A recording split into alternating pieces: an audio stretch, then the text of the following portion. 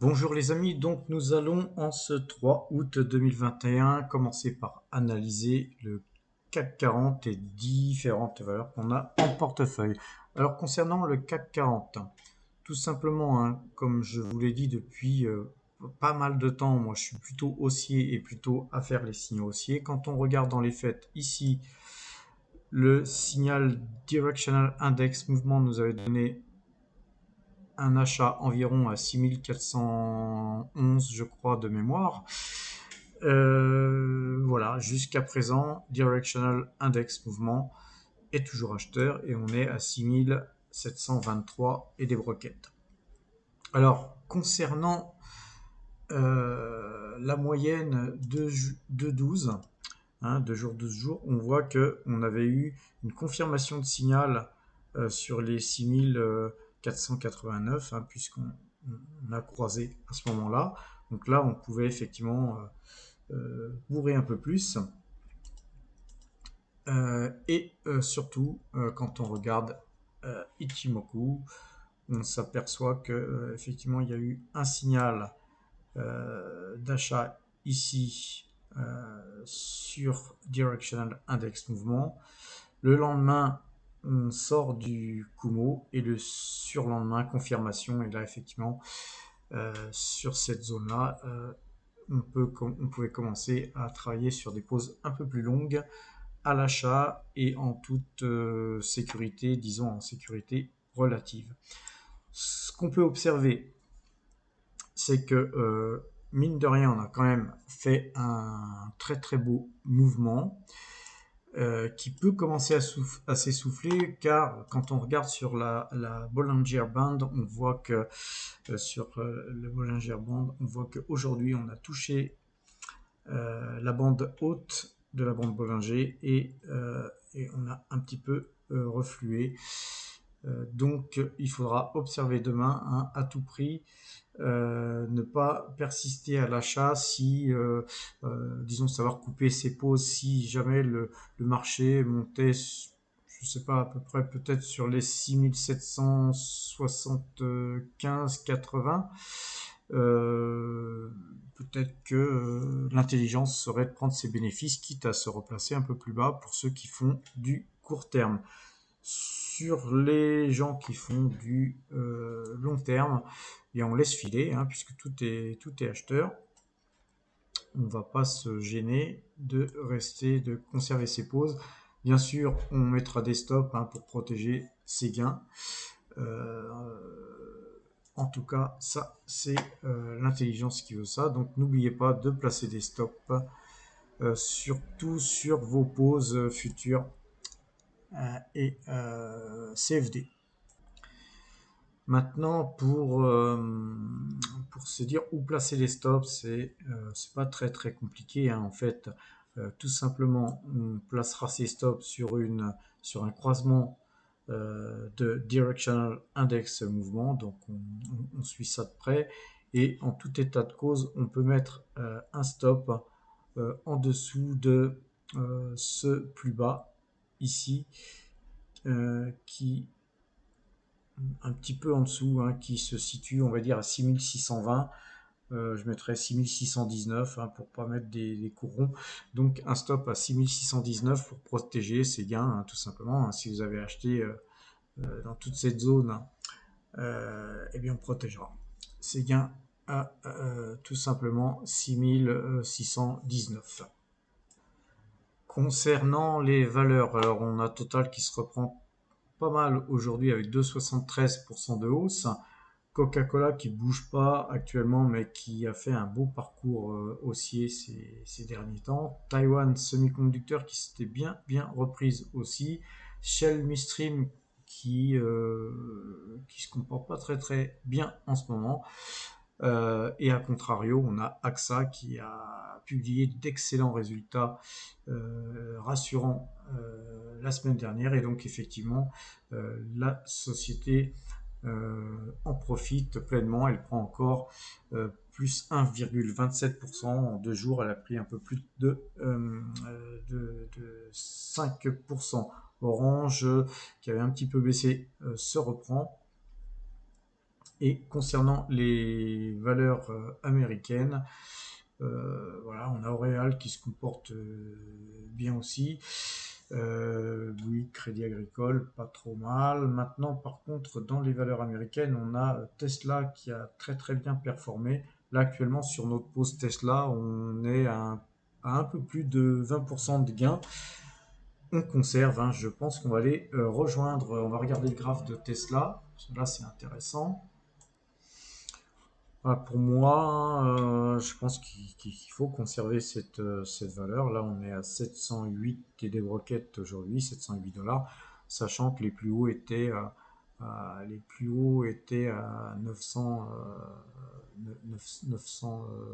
dollars, un peu plus de 900. On va conserver, hein. Je pense qu'on va aller au moins rejoindre les plus hauts historiques. Donc, ça fait quand même encore un beau petit bout de chemin à parcourir. Maintenant, on va s'intéresser à une valeur que je vous ai conseillée récemment. Je crois que c'est ma dernière vidéo d'ailleurs. Je vous ai conseillé Pfizer sur les 40 dollars. J'avais conseillé bien avant, hein, sur les 38, 37, 38 dollars. Je l'ai reconseillé. J'ai fait une vidéo spécialement dédiée à Pfizer la semaine dernière. Voilà, je vous l'avais fait, je pense que j'avais dû faire cette vidéo sur ces zones-là. Et là, aujourd'hui, ben, la valeur explose. Effectivement, elle regagne encore aujourd'hui 2,38%.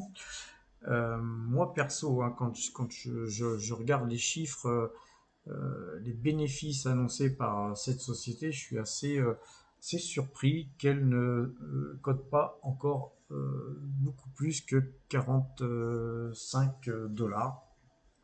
C'est à mon avis une valeur qui vaut bien plus, compte tenu des derniers résultats annoncés, mais d'abord et surtout compte tenu des perspectives, sachant que les perspectives, c'est la vaccination totale de la population mondiale. Donc je ne sais pas si vous imaginez le travail qui reste à faire, et sachant que c'est même plus 2 doses maintenant, mais 3, sachant que les prix des vaccins ont sérieusement augmenté, notamment en Europe. Je pense qu'il y a un potentiel énorme sur cette valeur qui, allez regarder la vidéo, hein, de Pfizer que je vous ai fait la semaine dernière, une société qui ne fait pas que des vaccins. Donc c'est le numéro 1 mondial de la pharma. À ce prix-là, je pense que c'est une très bonne opportunité de rentrer dans la valeur. Donc moi j'ai dû à peu près doubler ma pause sur Pfizer, qui est une petite pause, hein, mais je pense que voilà, faut y aller doucement, hein, quand on rentre sur une valeur. Par contre, j'ai aussi fait rentrer une nouvelle valeur dans notre portefeuille, c'est ST Microélectronique, hein, donc STM, donc c'est des semi-conducteurs, hein, donc on est plus seulement sur Taiwan Semiconductor, et on a une autre valeur qui est United Microélectronique, qui se prénomme aussi UMC, qui est une très très bonne valeur aussi, puisqu'elle prend d'ailleurs 3,84% aujourd'hui. Moi j'ai eu des échos à Taïwan comme quoi cette valeur pourrait minimum doubler dans les prochains mois. Bon, après ça, ce n'est on va dire qu'une rumeur. Vous en ferez ce que vous en voudrez. En tout cas, personnellement, hein, je vous rappelle, voilà, ce que je raconte là, moi, c'est ce que je fais, c'est ce que je pense. Je n'encourage personne à suivre forcément mes conseils. Voilà, c'est simplement une analyse, hein. Après, libre à vous d'en faire votre propre avis. C'est très très important d'avoir son avis personnel sur ce qu'on fait. Moi, j'ai dégagé aussi une petite ligne de realty income, puisque j'avais besoin de liquidité. Mais on est là, je vais dégager à 71 dollars, je crois à peu près. On se retrouve à 69,89. Donc, on va la surveiller, hein. Si elle baisse un petit peu, je rentrerai dessus. Voilà, rien de spécial d'autre à dire que nous sommes en plein mois d'août, donc il est possible qu'on ait un rallye d'été. Je vais revenir sur le CAC 40.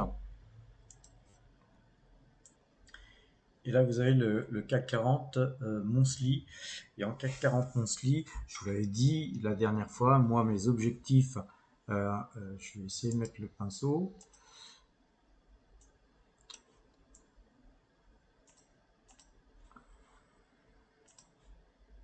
Voilà. Mes objectifs, ils sont carrément sur les plus hauts ici. Hein, et les plus hauts, on est sur les 6900 et des broquettes. Là, on s'y approche puisqu'on est à 6723. On ne va pas y aller forcément d'un seul trait comme ça en 2 jours. Mais on n'a encore jamais été aussi proche ces derniers mois de ce plus haut historique.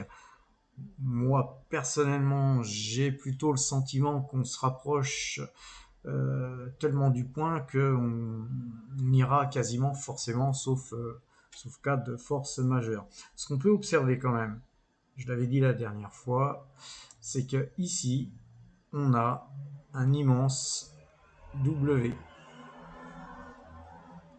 Voilà. Et que si on casse les plus hauts, ça va être un méga signal d'achat, un énorme signal d'achat qui va nous amener euh, vraiment très très haut. Alors ça ira pas non plus one shot comme ça à 9000 points, mais la zone des 8000 est réellement à envisager. Hein. Si on regarde l'écart là qu'on a, on a à peu près ici deux cases à faire. On peut facilement, si on casse les plus hauts, se faire 2 cases et donc on devrait arriver sur les 6700, 6800 points comme ça à la louche. Hein. Je ne vais pas vous faire une analyse précise parce qu'on en est loin. Là aujourd'hui déjà le premier objectif c'est le plus haut historique. Après le cassera pas, c'est une autre histoire. Faudra voir à ce moment-là. Voilà, donc je pense vous avoir fait une analyse assez simpliste, mais intéressante de ce qui se passe sur les marchés. N'oubliez pas d'être prudent, hein, parce que là, effectivement, on a déjà fait un beau parcours haussier, hein, comme on voit là, c'est un beau petit mur là qui se passe sur les marchés internationaux, hein, pas seulement sur Paris, mais sur New York, partout. On va être très prudent et n'oubliez pas les stops. Pour terminer, on va regarder un petit peu les crypto-monnaies, surtout le Bitcoin, hein, puisque c'est lui qui mène qui mène la danse. Là, on voit il y a une sorte de petit range hein, qui est là. Et tant qu'on restera dans ce range, hein, pour moi, on ne va pas faire grand-chose. Mais on a quand même des velléités haussières. Hein. Là, je vous le trace comme ça à vue de nez. Après, une sorte voilà, de petit range là, voilà. Bon, ce qu'on peut voir, c'est qu'il y a beaucoup de mèches. Hein. On voit en bas là, il y a beaucoup plus de mèches en bas qu'en haut. Alors c'est en plus en haut quand on a des mèches, c'est plutôt des petites mèches. Vous avez des ombres relativement peu épaisses sur le haut, mis à part celle-là. Par contre ici, on voit que malgré que le marché s'enfonce, on voit qu'à chaque fois qu'on fait un peu d'excès à la baisse, on voit bien que on a quand même des vives remontées, surtout ici. On voit que là, on a une très très belle remontée. Là, ça souffle un peu, hein, c'est un peu normal qu'il y ait un peu de volate après une remontée pareille. Par contre, voilà, vu qu'on ne sait pas trop où le marché va, je pense qu'il faudrait qu'on vienne combler au moins ce gap, dépasser ce gap là qui est ici, qui est la zone des 47 000 dollars. Si on dépassait 47 200 dollars, hein, là, je pense qu'il faudrait se remettre à l'achat fort sur le Bitcoin. Pour l'instant, c'est pas le cas, mais comme tout peut arriver très vite et que personne ne sait réellement où va aller le Bitcoin. Moi, j'ai pris j'ai pris une décision, c'est d'acheter tous les mois un petit peu en DCA, une petite somme ridicule peut-être, mais voilà, on en profite pour se recréer des petites lignes de Bitcoin et surtout de BNB. Moi, j'alterne avec ces deux valeurs, BNB Bitcoin. Euh, j'ai acheté aussi un petit peu de VET, l'histoire de me reconstituer ma ligne de VET que j'avais bien vendue avant que les cryptos baissent très fortement. Mais on y va mollo parce que là aujourd'hui c'est pas encore la fête du slip sur les cryptos, hein. Mais je pense que c'est quand le marché baisse qu'il faut savoir prendre des risques et acheter. Donc voilà, pour ceux qui ont un petit peu de moyens, ben, vous pouvez penser à acheter un petit peu de crypto, l'histoire de se refaire des lignes ou de consolider ces lignes qui, comme moi, qui avait très peu de crypto en portefeuille, c'est une bonne opportunité pour pouvoir concrétiser un portefeuille de crypto un peu plus importante qu'avant la forte baisse qu'on a connue quand quand le Bitcoin était à 60 et quelques mille dollars. Voilà, donc j'ai terminé cette vidéo et je vous dis à la semaine prochaine. Bonne soirée et à bientôt.